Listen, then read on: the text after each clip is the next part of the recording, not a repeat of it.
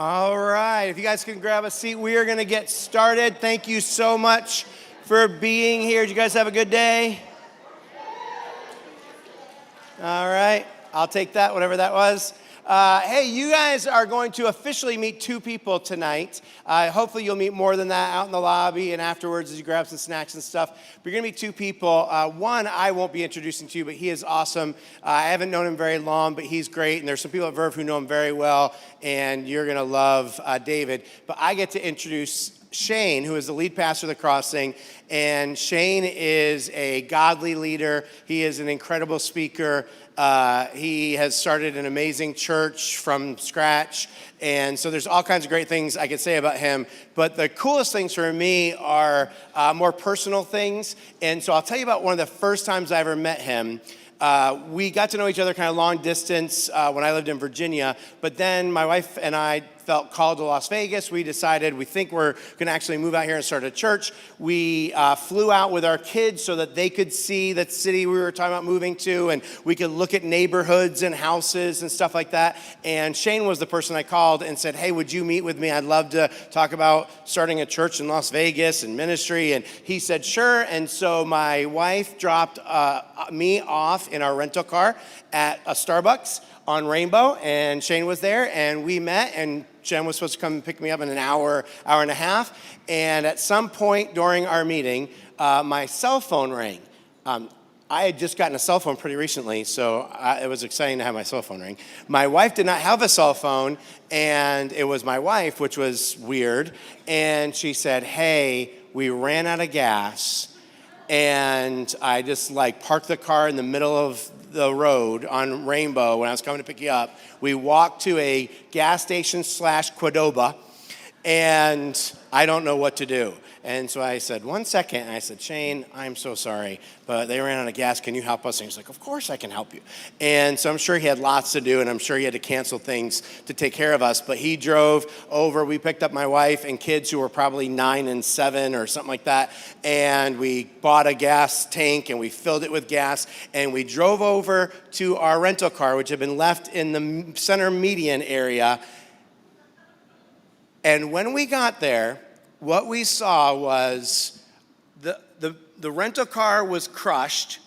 There was a car on the side of the road on its side. There was 3 or 4 other cars on every side of the road, crashed, glass everywhere. It was crazy. And I was like, that's our car? And Jen said, yeah, that's our car. And we thought we caused that our car being there had caused this massive car accident. Apparently, what happened was not that. There was a car accident completely coincidental on the other side of the median, and the car that got hit came over the median, hit our car, went across Rainbow, ended up on the other side of Rainbow. Multiple cars ended up hitting each other. It was a crazy day, and Shane was the hero because he took care of us all day long, and it was awesome.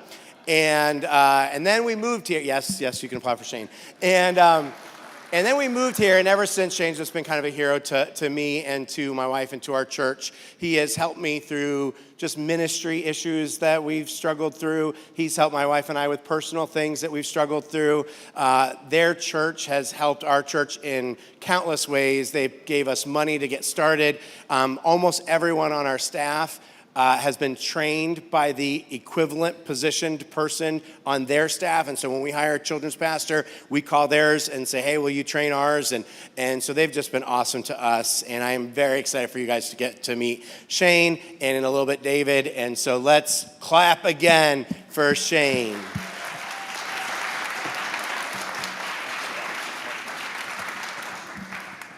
So that is completely true, all of that. The only thing I didn't know, did you guys have insurance on that rental car? Okay, good. I always try to save money and not get the insurance, hoping that doesn't happen. But, we, on behalf of our elders and our leadership team, I just want to thank you for being here tonight, especially on short notice. You heard all of this on Sunday, and to have this many of you come out here is pretty cool. And just for the opportunity to talk about our partnership together is really exciting for us. As I said in the video on Sunday, I love your church and I love your pastor. I have so much respect for Verve. I love your vision for this valley, of reaching this valley for Jesus, and for Vince and Jen and their faithfulness to start Verve, to lead it, to love this church over the past 13 years. As Vince said, we partnered together since before you had a name or a location.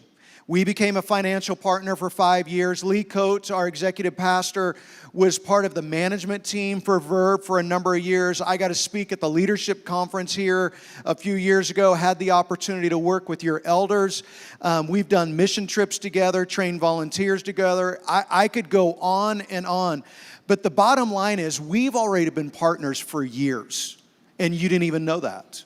And Vince and I have been just dear friends for a long, long time. And I just love and respect him so much. He is an incredible communicator, that he is one of a kind. And here's something you may not know, because, you just here in Vegas, you may not know that Vince is known around the country for his writing, for his speaking, for his leadership, and just an amazing man of God. And I actually had the same story in here to tell, so I won't tell all that story. And I'm just glad that nobody was in the rental car at that time. And I remember, it was so scary. But there are some faces in here you probably don't recognize. And there's a few of us here that are from the Crossing. And so just for a second, can I get just the Crossing folk to stand up here?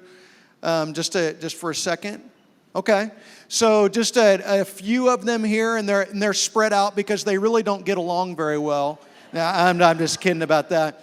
But these are some of our staff, our elders, our leadership team. And so what I want to do here in these next couple minutes is I want to tell you the Crossing story, and I want to tell you my story. Because I think when you hear these two stories, that my hope and my prayer has been you'll go, wow, we are more aligned than I ever thought that we were. My wife, Darla, and it is here. Where is she? Okay, go ahead and stand up. Go ahead. I know Sherry stood up once. Okay, so this is my wife, Darla, and we've been married for 36 years. And we have 3 kids that all grew up at the Crossing.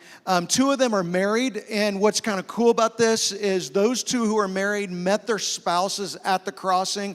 My daughter, her and her husband, they met in middle school ministry years ago at the Crossing, and we now have 2 grandkids, which that's just the reward for not killing your kids. So if you're in that season, I'm telling you, just hold on, it's okay. Our family moved to Las Vegas in 1994, and I was 26 years old. And the funny thing is, I never even wanted to visit Las Vegas. It wasn't even, on my top 50 bucket list places to go. It just was not even on my radar. But Canyon Ridge Christian Church was a brand new church, and they were looking for their first student ministry pastor.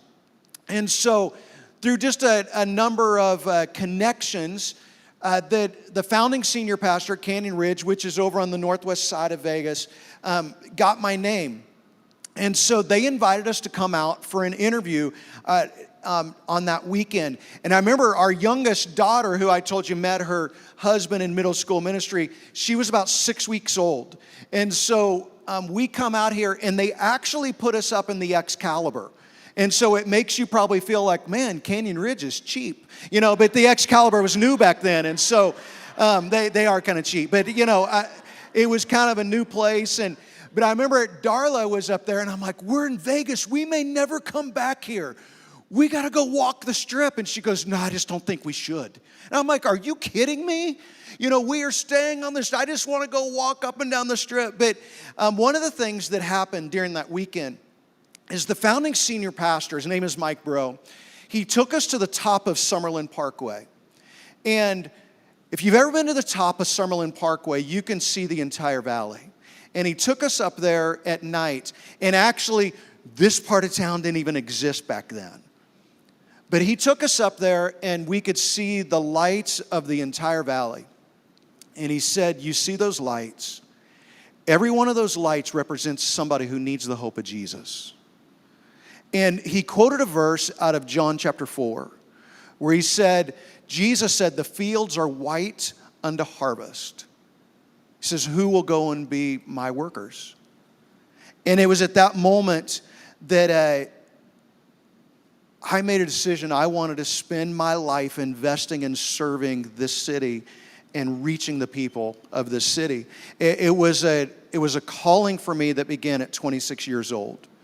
And about a year into our ministry at Canyon Ridge, I came to be the student ministry pastor. Mike Bro, the senior pastor, we were in the conference room at our little rental location. We were meeting at Cimarron Memorial High School, and so we had this little conference room near the lakes. And so we're there, and Mike goes, Shane, one day you're going to go out to the Southwest and you're going to start a new church.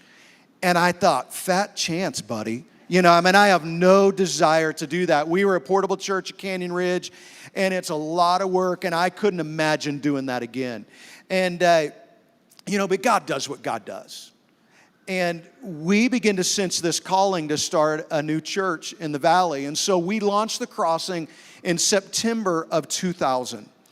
And unlike most churches where someone gets mad and they go and start their own church, that's not our story. Canyon Ridge Christian Church and Central Christian Church came together to launch us. And they sacrificially gave us money and people and staff and leaders. That I can tell you that The Crossing is the most blessed church in the country, what we were given to start. I'm so humbled what was done for us. And on September 24th, 2000, we walked in the doors of Lawrence Junior High School, and The Crossing began. And we met at Lawrence Junior High for a year. And I remember that very first Sunday that I come into the school early, and we had to set up everything, chairs and stage and sound system and classrooms and cribs and, carpets for the toddlers to crawl on, everything. So we had a team in there at 6 a.m. The service started at 9, and so we had been there early. And so about 30 minutes early, I come into the auditorium, and nobody's in there. It was not an auditorium, it was a cafeteria. And nobody was in there, and I'm like, oh my gosh, what have I done? Nobody's going to come. And I go into the bathroom and literally get sick and come back out, and people were there, and The Crossing began. And we met at Lawrence Junior High for a year. And then we met at Sierra Vista High School. Their very first year they opened up, and the principal was a Christian. And he said, I went to him and I go, we'd love to be able to meet in your school. And he said, well, let us get going. School starts in August. Let us get started, and then you can come in October. And so we moved there in October of that year, 2001, and we met there for 4 years. And while we were meeting at Sierra Vista High School, we found the piece of land that now we're on Windmill, where The Crossing sits. And we started with 2 services. And as we started with 2 services, we grew a little bit, and so we added another service. We went to 3, and we grew a little bit, and we added a 4th service. And then a few years later, the recession hit in 2008. So if you are from Vegas, then you remember how terrible that was in our city. Well, people just started coming, because when people need hope, they come to Jesus. They come searching, and we were standing room only. And so we knew we had to do something, or we would have to turn away people who were coming to find a relationship with Jesus. And so the people of The Crossing sacrificed at an unbelievable level at the height of the recession to build the building that we now have there at Windmill, the auditorium, just to make room for people who are searching for Jesus. And here's the thing you need to know about The Crossing. That you hear about some churches that start and they just explode with people. People are coming, they move into a new building and thousands of people come. Well, that's never been the story of The Crossing. That's never been our story. We've never had explosive growth. We've never had one of these things where it's like, oh my goodness, I can't believe how many more people are coming than this time last year. We've grown on average 14% a year, just little by little. Our first year, we ran about 500 people. The next year, we ran about 575 people. The next year, we ran about 650 people.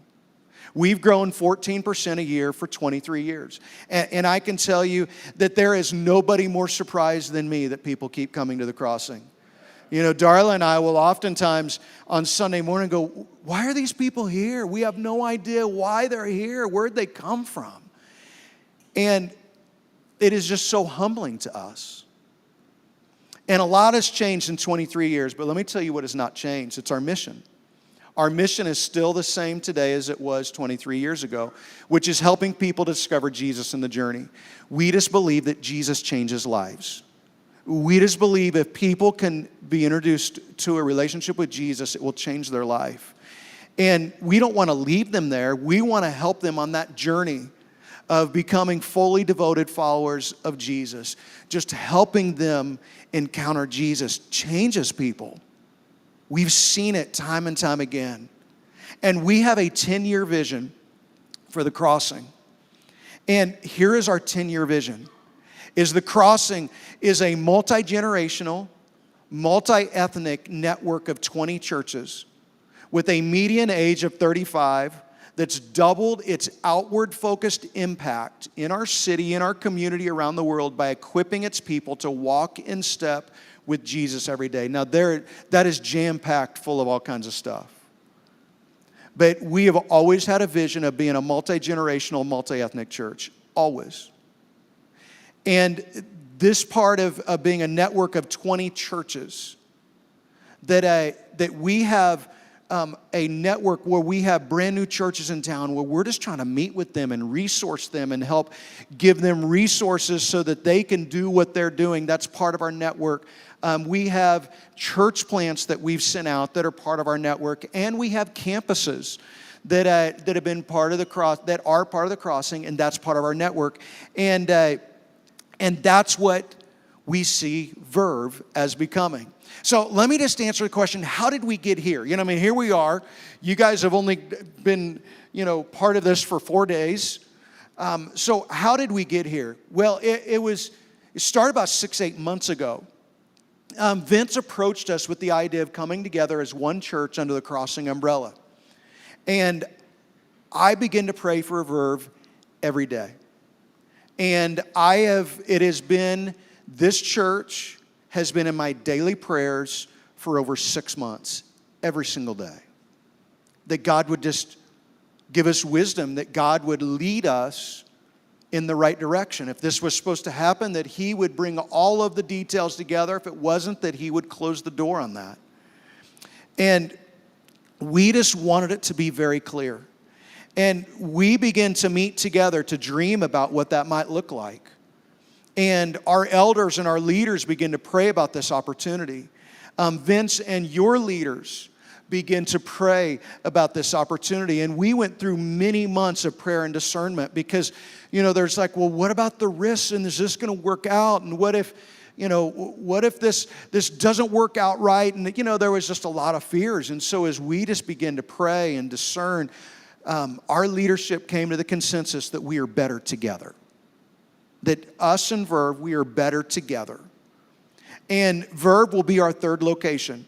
That you may be familiar with our original campus that sits on the corner of Windmill and Buffalo. For many years, you could see our building very clearly from Buffalo. You cannot see it from there any longer because the houses are going all around. And then we have a second campus that we call the Crossing Midtown. It's at Sahara and Valley View. And I'll just tell you our heart behind Midtown.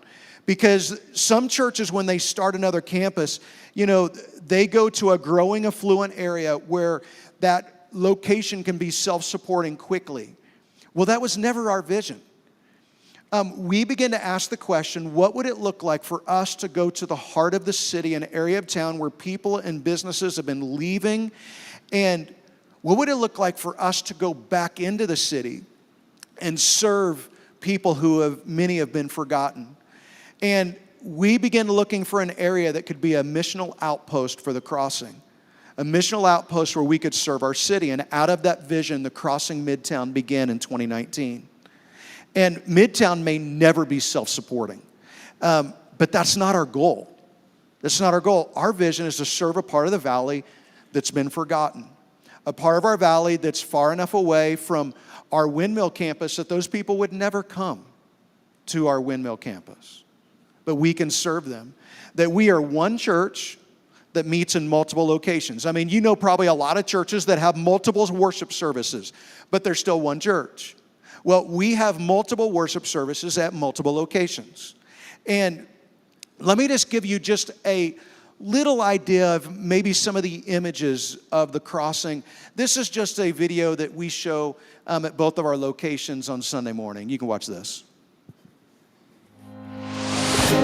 The journey begins at the crossing, where we come as we are, all of us. No matter what season of life we are in, we gather here, young and old, different races, ethnicities, and cultural backgrounds. We exist for all people, not just for ourselves, but for those who haven't been invited, those who haven't been cared for, and those who have walked away from God. We are one church, partnering with others as one family pushing towards the same thing. We believe that Jesus is the hope in a world of darkness, and through his church, the world will find light. We know the choices we make today will change our world for tomorrow. So we have a vision to focus on what really matters, to open our hearts and minds to learn something new, to begin each day with purpose, and to let go of our comfortable living to influence those around us. We have a deep desire to help people discover Jesus and the journey. Our vision is to be the church that Jesus has called us to be, knowing that we have been made to make a difference. Welcome to the crossing. You know what I hope you see by that is our heart is the same heart as Verve, because this is who Verve has been since the very beginning. And for the crossing, we have the same worship experience at both of our campuses every Sunday morning. The same songs, the same communion experience, the same children's ministry curriculum, the same next steps. But each location has its own distinct personality. That is part of what we want to see happen, because we want each of our locations to have the personality where God has planted them. If you're in a small group, we want you to stay in that small group, that we don't want to mess that up. There has been connection that's happened there. If you serve in ministry here, we want you to continue to serve in that ministry. However, there's also some unique things that you will be able to do here that we can't do at Windmill. Those will be kind of your individual personality. There's some ways that this location will be able to serve your community around here that we couldn't do. And so that's great with us, that we want to see each of our places use their distinct personality for what God's going to do. And so I want you to know that the crossing isn't just prepared to make an investment in people and ministries. But here's what I want you to know, is because of the generosity of people in our church who believe in this kind of vision, we'll be making a significant financial kingdom investment in Verve as well. That we will assume the lease of this facility. We will be providing for staff. We're going to be investing somewhere between $250,000 and $300,000 in campus updates, in technology improvements that we have been saving so that we can take care of just some of those updates around here. And so let me just talk about timeline of what that looks like. That as Vince shared, Verve's last Sunday is going to be August 27th. That'll be a day that you can celebrate God's work here, to honor Vince and Jen for their service, 13 years, that there are so many of you who discovered Jesus through their ministry. And we want to be able to honor them well. And so that will be Verve's last Sunday.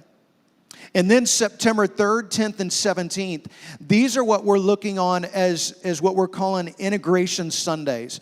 That we will share more about that next week. What will happen is you'll have your normal service times at 9:30 and 11 on August 27th. And then the next few weeks, we're just going to have one service at 10 a.m. And we're going to share more about our vision, about next steps, about serving. It'll be a great time preparing your hearts and soul for the new adventure. And then September 24th and October 1st, we'll go dark here for 2 weeks. That'll allow us to do some upgrades in your space. That we'll be able to bring in some new technology in here, do some new painting, those types of things. And then that will also allow you to experience the crossing at our other locations. And so on September 24th, everybody from Verb is going to be going together to our Midtown campus and experiencing that together. And then on October 1st, coming to our Windmill campus, because we just want you to have just this idea of the DNA of the Crossing. October 8th will be a run-through, and so it'll be a practice service helping everybody get acclimated. And then October 15th, the Crossing Highlands will launch. And so that will be the name of this location right here, the Crossing Highlands. And what is pretty cool about that day is we actually have, in the fall, we often do this, but we are doing a big all-church study where we're going through the book of Daniel. We have study guides, we have devotionals, we have small groups, that all of that's going to be happening. And we've delayed that a few weeks so that your first Sunday as the Crossing Highlands will be the first Sunday that we kick that off. And so that'll be pretty special as we get to celebrate you and your beginning with the beginning of that series. So let me just answer some questions that you might have. Because this is, one of the questions that I get asked is, will it be video teaching? Will it be video teaching?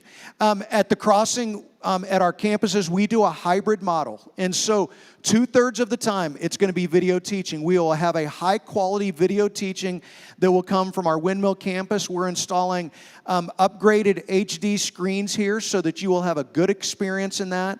And then about 1/3 of the time will be live teaching from one of our teaching pastors. And so that's usually how we look at that. Every campus has full live worship. So all of that is the same.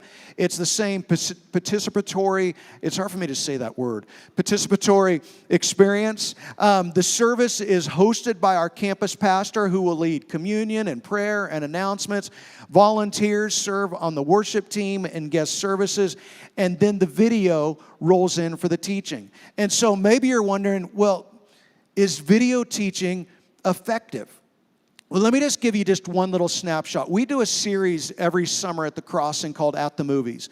And what we do at the Movies is we will splice movies into a message. We'll use movies as the illustration to teach God's Word.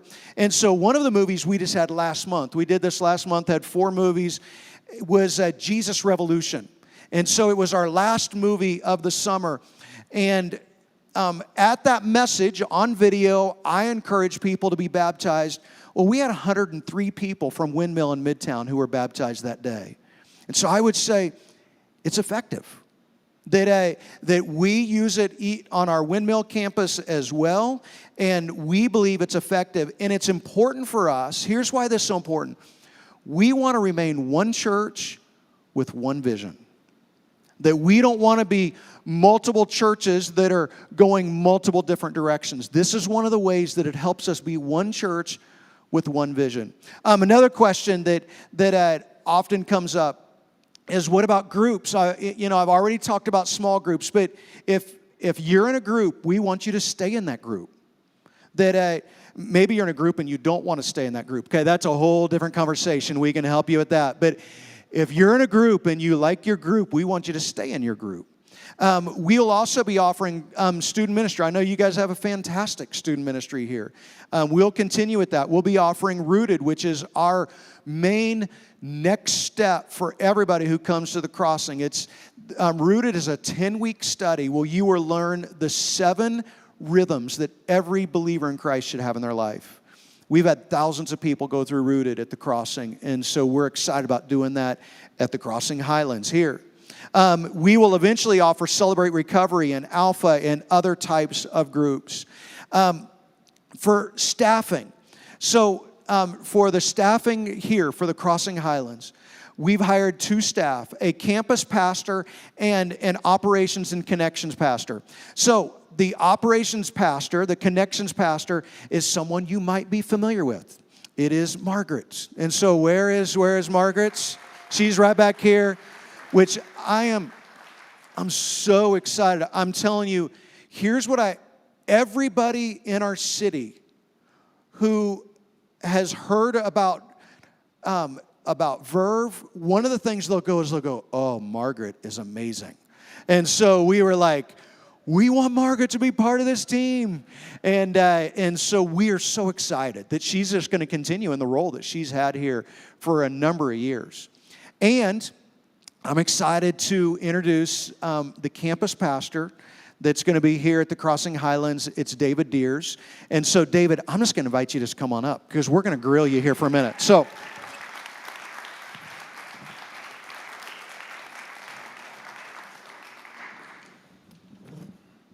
David has been with the Crossing about 12, 13 years. And so first off, David, just tell us a little bit about yourself. Tell us about your family. A little bit about myself. Small town Minnesota boy, fell in love, got married, lived happily ever after. You want more than that? Long version. So my wife Karen and I have been married for 30 some years. We've got 4 adult kids that all live in the area. We've got 6 grandkids. We got 6 grandkids. How many do you have, Shane? I have 2. Oh, only 2. Trying to one-up me. There you go. See how this goes. Yeah, but so I'm an engineer by trade, Minnesota boy, like I said, had a chance to move around a little bit to New Jersey, lived overseas in Belgium for 3 years, started our family, and when we moved to Vegas a few years ago, we just thought it was going to be Karen and I eventually, and we'd be here for a couple of years, and then we moved someplace else. And since we moved here, we just fell in love with the city, and this is our city, and we've got roots down here, and we just love this city, so. To tell you a little bit about David, David comes out of the marketplace. And so he came to Vegas as the vice president of Cox Communications, but has been involved in ministry his entire life. So tell us just about your ministry background. Yeah, so it was a Saturday night and I proposed to my wife. And fortunately she said yes. And we thought, well, we don't have a church, maybe we should find a church. So it was the very next day, we visited this small little inner city church. And that became a place that we really started growing in Christ. And it was so monumental for us that we were able to be part of this small church and working with them. And in a small church, you get a chance to be able to do a lot of different things. And we were given a lot of opportunities. So through that experience, we were able to start and plant a couple other churches, mostly inner city focused, multi-ethnic churches. Which was just a blast. My wife is a vocal performance major, and so she was doing kind of the music ministry thing going around, and I was playing a supporting role in much of that. But whether it was there in Minneapolis when we started that, then we went down to New Jersey, and we were plugged into a church there, went overseas. We were able to help start some ministries overseas when I was there in the marketplace. And really the church has been a hub for us ever since we became followers of Christ. I married into a very rich Christian family. I don't have that background. And so there were some pretty high expectations that her dad gave me when he agreed to say yes to marry her. And hopefully I've lived up to those. So. Yeah, I mentioned you've been at the Crossing for 12 years. So tell us what brought you to Vegas and how you have seen your role in the places that God has put you. Yeah, like Shane, never thought that the Deers family would ever live in Las Vegas. I mentioned we lived overseas for 3 years. I was part of a startup telecommunications company over there and just had the time of our life. We had our 4th child over there, great from a career perspective, great personal growth. And so when we moved back to the United States, it was just a 3-year stint. In our hearts, we're going, you know what? We love experiencing different cultures. We really love community transformation. And that idea of being in a whole different culture and using the workplace as a ministry platform was just a passion of mine. So we put our plans and our lodge says, let's go back overseas. That was such a highlight. And so we started looking, and in my thinking process, the next big wave of telecom was going to be hitting Africa. So I thought, let's start looking for positions over in Africa, and then we can do these things. And just as we started looking, the Arab Spring uprising happened, if some of you remember that, and all of the job opportunities just froze in Northern Africa. And about that time, I got a call from somebody in Las Vegas, and I was getting ready to meet with a couple of my accountability buddies, and this voicemail came in, and so I went and met with them. I said, hey, I just got this voicemail from somebody in Las Vegas, and can you imagine the Deers family ever living in Las Vegas? And these 2 buddies of mine, by the time we were done, they said, David, you're looking for a cross-cultural experience. you're looking to be involved in some sort of community transformation, you're looking for workplace as a ministry platform, why wouldn't you call him back? And so what I was going to blow off, they held me accountable to call back, and lo and behold, we moved the family here. And so that's what brought us here. We only had 2 kids with us at the time. 2 were already off on their own. And through that process, the others went to college, came back, and now all 4 kids live within 10 minutes of us. So it's a pretty cool place to be. So kind of talk about how you've seen your role, because you are able to be in different places and different positions. So how have you seen your role here in Vegas these past 12 years? Yeah, that's good. When Karen and I first moved here, we really felt God speak to us and say, give back to the city that has taken so much from so many people. And we were thinking, well, what does that mean? And we were thinking, well, the city has taken dignity from people, and it's taken money from people, and people have been in addictions, and they get in forms of bondage because of things that the city is about. And so our goal when we moved here is, how can we give back to the city? And so whether it be working for Cox, and through them being able to now represent community efforts from Cox, finding the church was a big thing for us. We took about a year and just kind of started meeting different churches around, said, God, where would you have us? And we had 2 kids at the time, and they really liked the Crossing. Said, okay, the Crossing is going to be the place. And once we found the church and we had our establishment there, my wife started discovering some of the things about just the horrible things around human trafficking. And unfortunately, that's one thing that Las Vegas is known for. And so she was approached by somebody that was working at the Crossing to say, hey, would you be interested in helping out this group called Refuge for Women? And so through a series of events, Karen became what they call the city director of Refuge for Women here in Las Vegas, and was able to open up a safe house to take women off the street, help them find their hopes, dreams, set them free, find Jesus, and hopefully move on to a normal life. And that organization still exists today, and you all support it. Thank you. Through that process, we had a chance to be able to meet Margaret and Nathan. And so we had a chance to work together with them through Refuge for Women. And it's just a blast to be able to think that we're going to be able to partner together and journey together on this process as well. And in addition to that, David is the chairman of the board for the National Refuge for Women organization. I am. Yep. So been leading that. One of the things that he had been passionate about, because they were trying to go to Africa to use the job as their ministry outpost, and since God didn't send them there for pay, we sent them there with no pay, and they have established a ministry outpost in Ghana, and it's one of the things that David has been able to do, and again, helping with the human trafficking. And so we could go on and on just about the ministry, but David had his plan all along, because his entire life has been about ministry.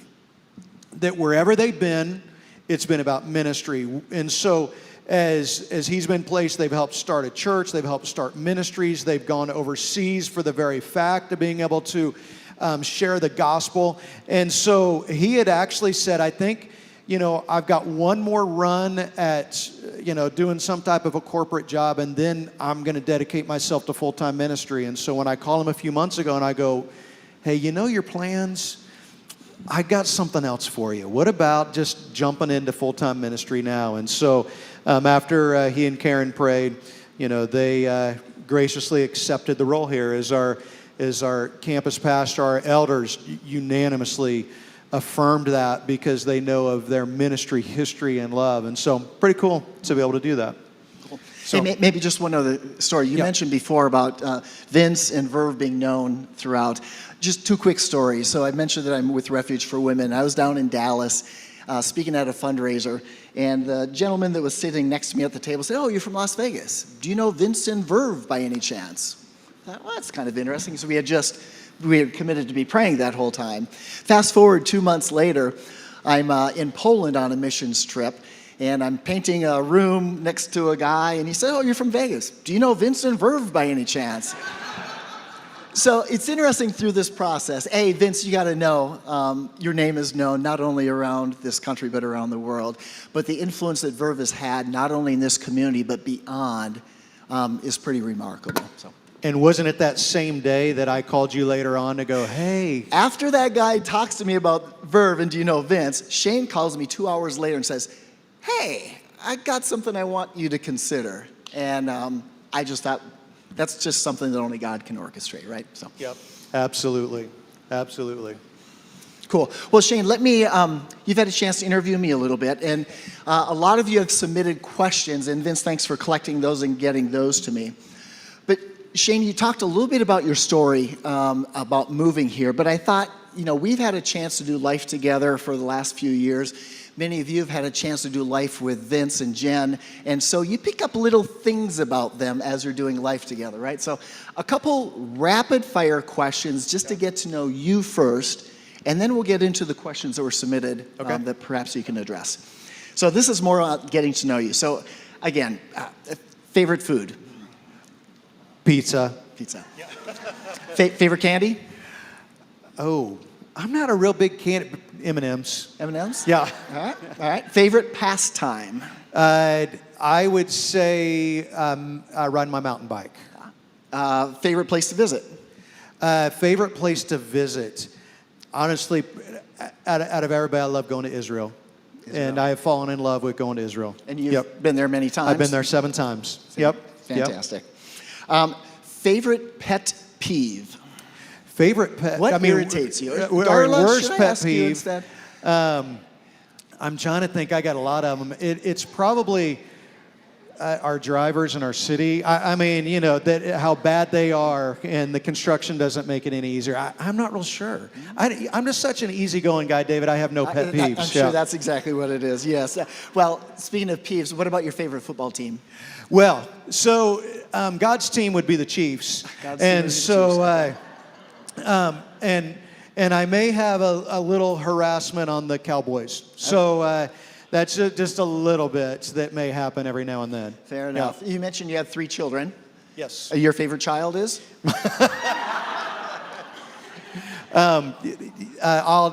We'll talk about that later. All right. It's whichever child gives me grandchildren. So. Okay. Good to know. Good to know. What brings you joy?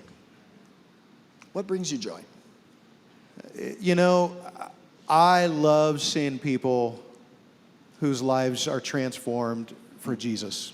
And when I see that, I mean, it's what we have dedicated our life to, and that just brings me a lot of joy. That's cool. That's cool. Favorite activity to do on a Friday night? We will order takeout.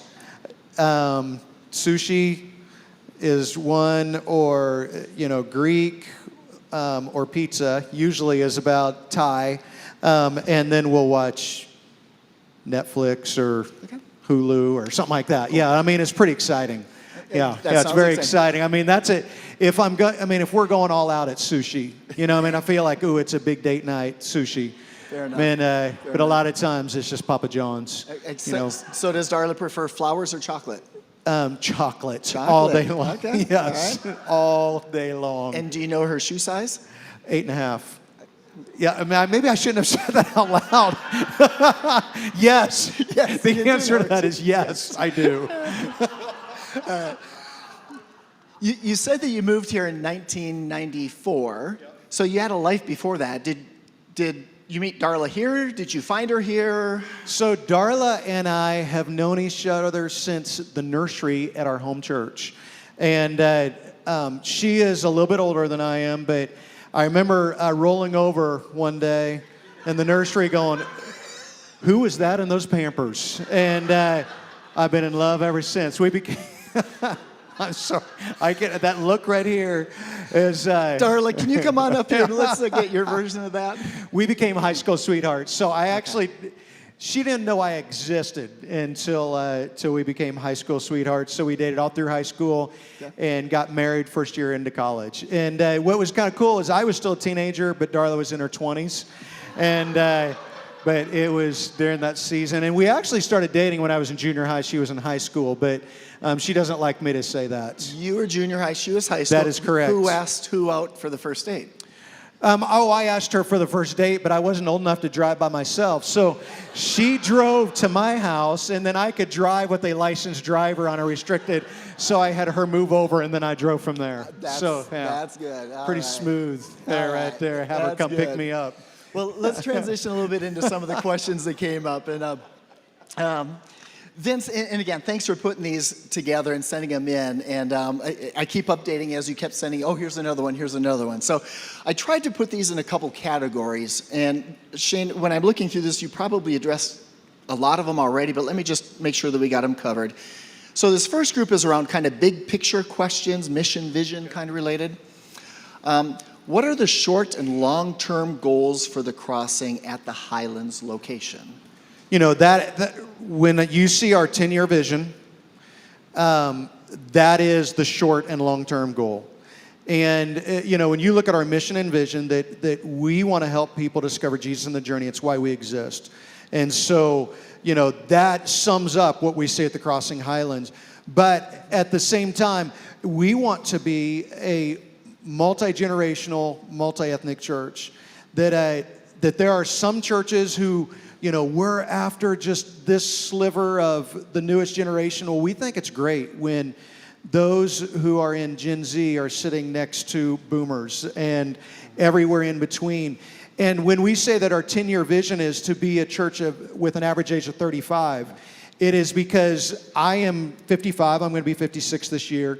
And as you see churches that age, oftentimes the church gets grayer and grayer. As you've seen senior pastors that age, the church gets grayer and they become less and less relevant. Well, we know we have to invest in the next generation so that we raise up this next generation of leaders. And so we have about an average age of 35 now across our campuses, and we want to invest in the next generation so it continues to be that. And so the vision for for Highlands is the vision we have for the Crossing. And so we just see that all coming together. Gotcha. When you think about the transition, what is in this for the Crossing? How will the Crossing benefit from this? You know, there's a couple things that I would answer this. Number one is we love Verve. And we saw the opportunity to be able to come together and to help Verve continue the mission and vision that it's had for 13 years. And to be able to serve the local congregation here. And we want to reach our city for Jesus. And so we want to be able to go to places in our city where people are, that they're not going to drive all the way to our campus, or maybe our main campus is going to be too big for them. And so this gives us an opportunity to reach people for Jesus in this part of town. That's great. That's great. Thank you. What will actually change once we become the Crossing? And you covered a little bit of that in your talk. The name's going to change from to the Crossing Highlands. There will be the transition. You guys are all live teaching now, so we'll transition to a hybrid of video and live teaching. But let me kind of turn that a little bit and tell you about what won't change. Verve has been all about Jesus. We're all about Jesus. That will not change. That this is a spiritual family that has been established here. That will not change. Fulfilling the mission that Jesus gives us to serve our community and to be the hands and feet of Jesus, that will not change. That's good. I've heard a few people concerned that the Crossing wants to turn our church into another mega church, and we would lose our small church community. You know, here's one of the things that we don't refer to the Crossing as a megachurch. Other people do, but that's never been our goal. That's never been our vision. People have just come. And one of our passions is to reach people for Jesus, and we will never close the door to people who are coming to find a relationship with Jesus. Well, for the Crossing, that's just happened little by little over the years. And so as more and more people have come, we have become a bigger church. That's not our vision. That's not our goal. And one of the things that we love about what happens here, it's the same thing in Midtown, is we have people who have said, man, we love the ministry of the Crossing, but the building's too big. And so they love being part of our Midtown campus because it gives them more of an intimate feel. And so we want to celebrate that we don't want you to become what we are there. We have that there. We want you to be who God has called you to be. And at the same time, we will never close the door to people who are coming to Jesus. And so if that means that we get bigger here, well, we ought to. We ought to grow, because as we are having an impact on people, they're going to come to Jesus, and this place is going to grow. And so we will never, ever turn away people. And I'm glad that nobody ever closed the door before we came. So we want to be a part of just seeing people come to Christ. These next couple of questions are around the Sunday morning experience or the messages. How will services be structured? Will it be video teaching or live teaching, which you addressed? How does that impact the dynamic of the Sunday morning experience? Well, there is, obviously it impacts the dynamic. I don't know, and I know it's probably different here somewhat. I'm amazed when I speak at the Crossing, at Windmill, nobody's looking at me. They're all looking at the video screens. And so they're pretty used to that there is, we're so used to having content come on video, and we think that it works. But the reason why we believe in that for this hybrid model is we want the alignment of the church, is that we want all of us to be going in the same direction. And so as we're all going the same direction, we have the same mission and the same vision. And so it keeps us going in the same direction, accomplishing the same purpose.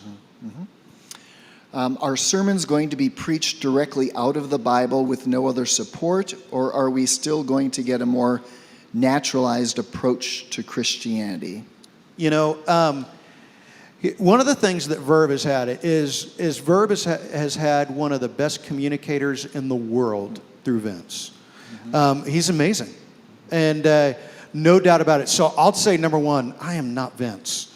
And so there's many times where I'll watch Vince and I'll go, oh, I wish I were Vince. I wish I could do that.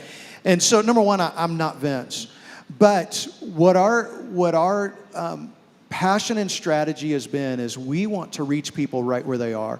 Now, we have a value at the Crossing that says the Bible is relevant to your life. And the Bible is just as relevant today as it was 2,000 years ago. And so as we have the opportunity to address the issues that are going on today, we believe, just like Vince does, that the Bible addresses those issues. And so we hit issues that our world is facing, that our city is facing, and we see the Bible going hand in hand is looking at our culture and going, how does the Bible speak into culture? And I think what people will find is that we are big on application, but this application is based on the Word of God. And so we just believe it's relevant. It changes lives. That weekend experience is so important. And I'm going to veer a little bit, and those of you that are from the Crossing, heads up, I'm going to ask you to think of one word that you would use to describe your experience at the Crossing. And I'm going to come back to that, so they can hear from somebody other than Shane on that. Let me jump here into kind of more key volunteer questions. There's one here, what will happen to the Verve Band? It's kind of related to how will we worship, how will the worship team work? Do Verve members have an audition? Is there room for Verve's band member? So I don't think Luke is here, but I did talk to, Luke's not here, is he? I did talk to Luke about this earlier. And Luke said, if you are in the band here at Verve, we want you to be part of the band here at the Crossing Highlands. That we absolutely have need.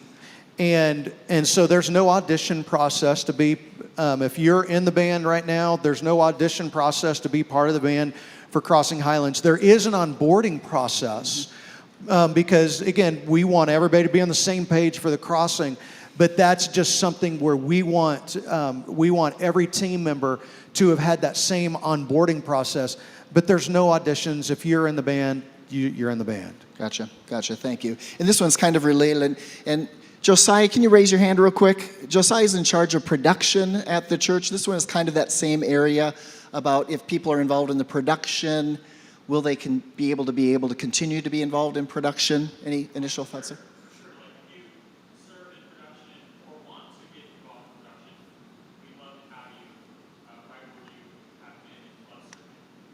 Great. And if you want to, and if you haven't been, we'll train you. And that's something our teams love doing, is just training new people who are coming along. Yep. All right. I've been meeting with my friends in a small group for quite some time now. Will we be able to continue? And I think you addressed that in your talk as well. Hey, let me come back to those of you from the Crossing. One word description when your experience at the Crossing. I just want everybody to hear from others. So, say again, Mark. Community. Spirit-filled. All right.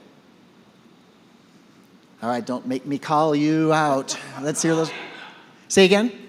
Healthy. Thank you. Family. All right. Authentic. All right. Anybody else? Don't you have something to say about the senior pastor? Okay.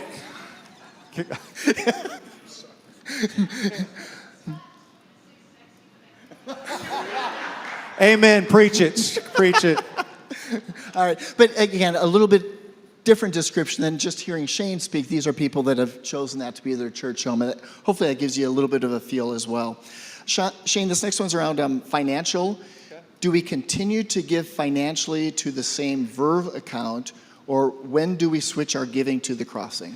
You give to Verve as long as Verve is here. And so for the month of August, you continue to give to Verve. You give to the ministry of Verve because they are still taking care of everything. Then when the Crossing Highlands launches, which will be September, you can move your giving over to the Crossing Highlands. And then your money will help support still what's going on here locally. Gotcha. And the last one here, unless any last minute ones came in. All right. There were some questions around Verve's online resources, and there's like 3 or 4 on these. Bible plans, podcasts, past Verve sermons and services. Will they still be available online? Will we need to? What does that look like? Yes, absolutely. And one of the things that I'm working on, and Vince and I have been talking about, is we want to figure out, and we don't have the avenue how we're going to do this figured out yet. But we want to make sure that all of the messages, all of the content is all archived. That so for those of you who have been part of Verve, that you can go back and you can grab a message or some of these studies that you have done or the yearly reading, and we're trying to make that all available. We don't know how that'll look, but it will all be there. And so we just think that's just a great resource that that needs to stay up, that it has helped so many people. What I would tell you at the Crossing is our content, many of the same things, some of it will look different. Obviously, all of our weekend messages, they're all online. You can go watch that. If you're even wondering about, okay, what's the feel of the Crossing? All of our services are up. You can go watch them, the whole thing, all the way through. Just to kind of get a feel for what we do and how we do it. We encourage, you guys have a Bible reading plan. One of the things that we do is we have an app. And so even if you want to begin to look at that, if you just go onto your app store and do the Crossing LV, Crossing Las Vegas, you can download our app. That our app is customized for every single person. It's customized to be specifically for you.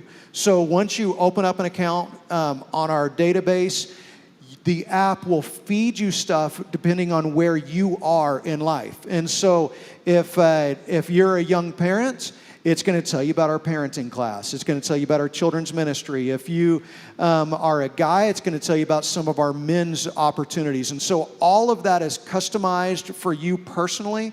It'll continue to be like that as we integrate the Crossing Highlands. We encourage our people to be part of YouVersion, which YouVersion, if you don't have that app, download it. There are hundreds of reading plans. And so Like when we do our series, we're starting on October 15th. We'll have a whole study guide that will go along with that. It'll all be free. That's just paid for by the tithe of the crossing. And so those are some of the things that we offer. But all the content that you have come to be used to at Verve will all stay there. And so if you like, well, I like the Bible reading plan that we've done there.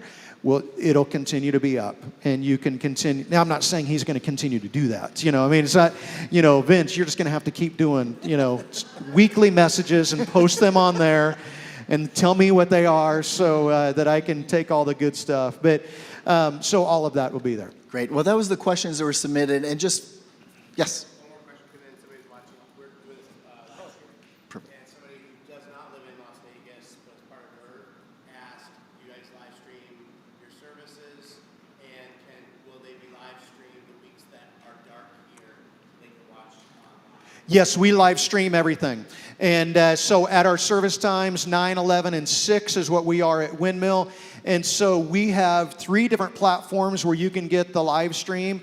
That through our app, it's always there on the app. We have a YouTube channel. It's always there on the YouTube channel. And then online through thecrossinglv.com, there is a little button there. And so when we're dark here, that you'll be able to see that live stream from from our Windmill campus. All of that is live. And so thank you for asking that and being a part of that. And so anything else on that? And so And if you have more questions, we're going to be hanging out afterwards. Yeah, Please so come and talk to us. come to any of us. Everybody here who's here from the Crossing is in leadership at whether they're staff, elder, part of our lead team. And so if they can't answer a question for you, they can get you to the person who can. So we'll be around here. And so thank you, David. Absolutely, Appreciate it. absolutely. And excited about you just being a part of this. Let me just close by saying this. Listen, I have a passion for Las Vegas. It's why I have dedicated my life to reaching this city. And we've been here for over 29 years because we love to see people be transformed by Jesus. I just believe that Jesus transforms people. And we just believe that God is going to use the next iteration of Verve, the completion of that vision, to continue to do that. And so we want you to jump on board. And so, I just kind of have a call to action is we want to get you plugged in, that we don't want to lose the family that has been here at Verve. We want to be able to serve you and to be a part of this with you. And so here's how you can begin to get involved and make yourself known. Is just go to thecrossinglv.com/Highlands, thecrossinglv.com/Highlands, and that will get you information and get you plugged into everything that's happening in the midst of that. And so here's what I want to do. One last thing is I thought it would be appropriate if for us just to pray over Vince and Jen. And so I'm going to ask the two of you to come on up here. And Jen, you may not have known this, and so come on up here anyway. And so, and I want us just to pray over them because the vision that they have for our city, and you guys can sit down if you want, the vision that they've had for our city has made an eternal impact. And I loved watching your service on this past weekend when you said 515 people have been baptized through the ministry of Verve. Amazing. Just absolutely amazing. And so,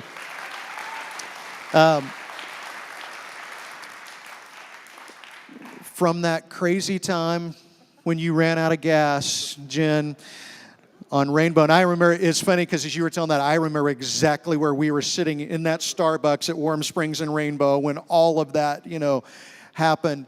And, thank you for investing your life in this city. And I know that this right here is the hardest decision you made, and you've done this because you love this church.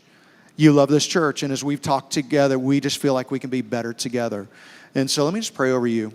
And God, thank you for Vince and for Jen. God, thank you for these dear friends of mine. And thank you for using their calling to not only establish a beachhead for Christ in our city, God, but having an impact that is going to be felt for generations to come. God, the stories of how Verve has just served our city and reached our city just had such an impact on so many people. God, we just thank you for them. God, we pray that in this next chapter, as they're still going to be here in Vegas and serving our city and being part of the crossing, that God, you would continue just to use their ministries and use what they're doing. God, just bless them.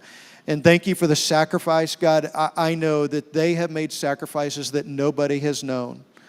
That what they have done to start Verve and to lead Verve has taken sacrifice and blood, sweat, and tears. And God, nobody would know, God, but you know.